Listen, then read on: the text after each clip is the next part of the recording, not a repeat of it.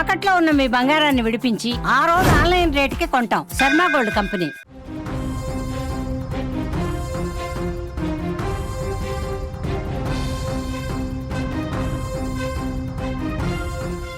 Delhi blast లో పాకు కుట్రేమైనా దాగుందా? దేశవ్యాప్తంగా పెళ్లిళ్లకు plan చేశారా? వరుస అరెస్టులతో కుట్రదారులు భయపడినట్టుగా కూడా తెలుస్తోంది. ఆపరేషన్ సింధూర్ కు ప్రతీకారమే ఈ బ్లాస్ట్ల ప్లానా? ఈ పేలులకు మసూద్ అజార్కి ఏమైనా సంబంధం ఉందా? దేశ రాజధాని ఢిల్లీ మరోసారి గజగజ వణికిపోయిందని చెప్పుకోవచ్చు. నిన్న జరిగిన పేరుడు వెనుక ఎవరున్నారు, దీని వెనుక అసలు కుట్ర ఏంటి అన్న ప్రశ్నలు ఇప్పుడు దేశవ్యాప్తంగా కూడా కలవరం సృష్టిస్తున్నాయని చెప్పుకోవచ్చు. ఈ బ్లాస్ట్ల వెనుక పాకిస్తాన్కు చెందిన ఉగ్రవాద సంస్థల హస్తం బలంగా ఉన్నట్లు అనుమానాలు కూడా ప్రస్తుతం వ్యక్తమవుతున్నాయి. గతంలో భారత బలగాలు నిర్వహించిన ఆపరేషన్ సింధూర్ కు ప్రతీకారంగానే ఈ పేలుళ్లకు ప్లాన్ చేసినట్లు అర్థమవుతుంది. అంతేకాదు ఈ కుట్ర వెనుక నిషేధిత ఉగ్రవాద సంస్థ జైషే మహమ్మద్ చీఫ్ మసూద్ అజార్ పాత్రపై కూడా బలమైన అనుమానాలు కూడా వ్యక్తమవుతున్నాయి. ఇక ఇదే అంశానికి సంబంధించి అనాలిసిస్ అందించడానికి మా అవుట్పుట్ ఎడిటర్ తిరుమల్ లైవ్ లో సిద్ధంగా ఉన్నారు. ఆయన అడిగి తెలుసుకుందాం. తిరుమల్, నిన్న ఢిల్లీలో జరిగిన పేలుళ్లు ఎంత సంచలనంగా మారాయో కూడా మనం చూసాం. దీని వెనుక పాక్ హస్తం ఏమైనా ఉందా?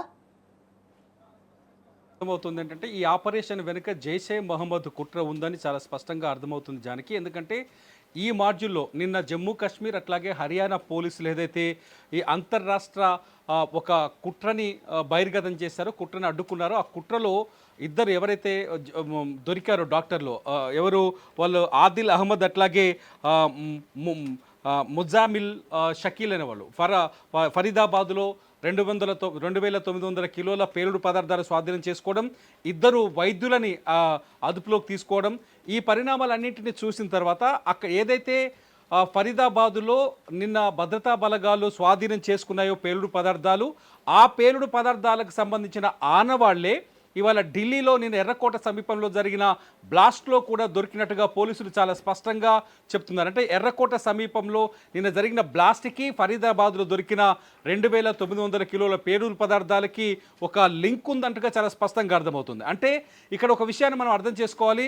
ఎవరైతే ఆదిల్ అహ్మద్ ఉన్నాడో అట్లాగే ముజామిల్ షకీల్ ఉన్నాడో నిన్న ఫరీదాబాద్లో ఎవరైతే దొరికారో, అంటే జమ్మూ కాశ్మీర్లోని అనంతనాగ్లో జైషే మహమ్మద్ పేరుతో పోలీసులకు భద్రతా బలగాలకు వ్యతిరేకంగా ఒక పోస్టర్లు వెలిచాయి. ఆ పోస్టర్లు ఎవరు వేశారనే కోణంలో జమ్మూ కాశ్మీర్ అట్లాగే హర్యానా పోలీసులు ఉమ్మడిగా ఒక ఆపరేషన్ నిర్వహించారు. ఆపరేషన్లో ఈ ఇద్దరు దొరికిపోయారు.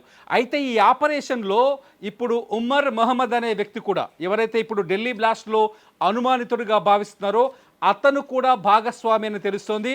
ఆదిల్ అహ్మద్ అట్లాగే ముమ్మల్ షకీల్ ఇద్దరు దొరికిపోవడంతో తాను కూడా చాలా వేగంగా పోలీసులు పట్టుకోబోతున్నారని తెలిసి తన దగ్గరున్న పేలుడు పదార్థాలతో నిన్న I-20 కారులో ఆ పేలుడు పదార్థాన్ని అమర్చి వాటిని తీసుకొచ్చి తనకు ఏదైతే గతంలో టార్గెట్ ఇచ్చారో ఆ టార్గెటెడ్ ప్లేస్లో బ్లాస్ట్ జరిపినట్టుగా పోలీసులు ఒక కన్క్లూజన్కి వస్తున్నట్టుగా తెలుస్తుంది. ఈ కారు వెనుక, అంటే ఈ కారు కొనుగోలు కూడా జమ్మూ కాశ్మీర్లో జరిగింది. I-20 కారు జమ్మూ కాశ్మీర్లో ఉమర్ మహమ్మదే ఈ కారును కొనుగోలు చేసినట్టుగా కూడా జమ్మూ కాశ్మీర్లో తేల్చారు భద్రతా బలగాలు. ఇప్పటికే ఈ కారు అమ్మకందారులని కొనుగోలుదారులను కూడా అదుపులోకి తీసుకున్నట్టుగా తెలుస్తుంది. ఈ కేసులో ఇప్పటికే 8 మందికి పైగా అదుపులోకి తీసుకున్నారు. వీళ్ళందరినీ ప్రశ్నిస్తున్నారు. ఏదైతే నిన్న ఉమర్ మహమ్మద్ ఒకవేళ ఈ పేలుడు జరపకపోయి ఉండుంటే, అంటే జమ్మూ కాశ్మీర్ పోలీసులు కానీ హర్యానా పోలీసులు కానీ ఆపరేషన్ నిర్వహించి ఏదైతే ఈ 2,900 కిలోల అమోనియం నైట్రేట్ కావచ్చు, ఈ పొటాషియం నైట్రేట్ కావచ్చు, వీటిని సీజ్ చేయకుండా ఈ పేలుడు పదార్థాలని డంపుని స్వాధీనం చేసుకోకుండా ఉంటే దేశవ్యాప్తంగా భారీ పేలులకి ప్లాన్ చేసినట్టుగా పేలులు జరిగే అవకాశం ఉండొచ్చని కూడా అంచనా జరిగి ఉండేవని కూడా అంచనా వేస్తున్నాయి భద్రతా బలగాలు. అంటే ఈ మాడ్యూల్లో జైషే మహమ్మద్ ప్రేరేపిత, అంటే చాలా స్పష్టంగా ఇక్కడ మనం ఒక విషయాన్ని గుర్తుపెట్టుకోవాలి. జైషే మహమ్మద్ భారతదేశంలో ఎవరైతే ఉన్నత విద్యావంతులు ఉన్నారో, వైట్ కాలర్గా ఉన్నత విద్యావంతులు అంటే ఇంజనీర్లు కావచ్చు, డాక్టర్లు కావచ్చు, ఇలా చదువుకున్న వాళ్ళని ఎంపిక చేసుకొని వాళ్ళని మతోన్మాదులుగా మార్చి వాళ్ళ ద్వారా భారతదేశంలో విధ్వంసాన్ని సృష్టించే ప్రక్రియకి తెరలేపింది, విధ్వంసం సృష్టించే ప్రయత్నాలు చేస్తోంది అనేది చాలా స్పష్టంగా అర్థమవుతుంది. ఆ ప్రయత్నంలో భాగంగానే నిన్న ఉమర్ మహమ్మద్ ఢిల్లీలో ఈ పేలుడు జరిపి ఉంటాడని కూడా భావిస్తున్నారు పోలీసులు జానకి.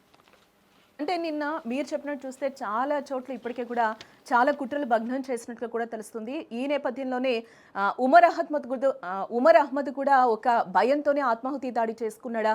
కొన్ని గంటల తర్వాతనే ఇది జరిగిన పరిస్థితి కదా. అంటే చాలా స్పష్టంగా ఇది ఆత్మాహుతి దాడి అని ఒక పోలీసులు ప్రస్తుతానికి అయితే నిర్ధారణకు వచ్చినట్టుగా తెలుస్తుంది. ఎందుకంటే కారులో పేలుడు పదార్థాలు పెట్టడం, కారుని ఎర్రకోట సమీపంలో పార్కింగ్లో దాదాపు 3 గంటల పాటు పార్కింగ్లో ఉంచడం, ఆ తర్వాత ఒక లొకేషన్కి తీసుకొచ్చిన నిమిషాల్లోనే కారుని పేల్చేయటం. అంటే ఈ పేలుడుకి కోసం అమోనియం నైట్రేట్ వాడటం, అట్లాగే పొటాషియం నైట్రేట్ వాడటం, అట్లాగే డిటోనేటర్లను వాడటం, అంటే పేలుడు ప్రాంతంలో దొరికిన ఆధారాల ప్రకారం ఇవన్నీ అంటే గతంలో ఫరీదాబాద్లో ఇద్దరిని అరెస్ట్ చేయడం, భారీ డంపుని స్వాధీనం చేసుకోవడంతో ఉమర్ అహ్మద్ ఎట్లాగో తనని అదుపులోకి తీసుకుంటారు. ఇది ఒక రకమైన ఉన్మాదం. చాలా స్పష్టంగా అదుపులోకి తీసుకుంటారు, పోలీసులు తనని పట్టుకుంటారు. కాబట్టి ముందుగానే తనే వెళ్ళి ఈ బ్లాస్ట్ చేసి, అంటే ఆత్మాహుతి బ్లాస్ట్ చేసి తను అనుకున్న లక్ష్యాన్ని చేరుకోవాలని ఆలోచించి ఉండొచ్చు కూడా. అటువంటి కోణంలో కూడా ఈ బ్లాస్ట్ జరిగి ఉంటుందని అంచనా వేస్తున్నాయి భద్రతా బలగాలు. మొత్తానికైతే ఈ బ్లాస్ట్ వెనుక చాలా పెద్ద కుట్ర ఉంది.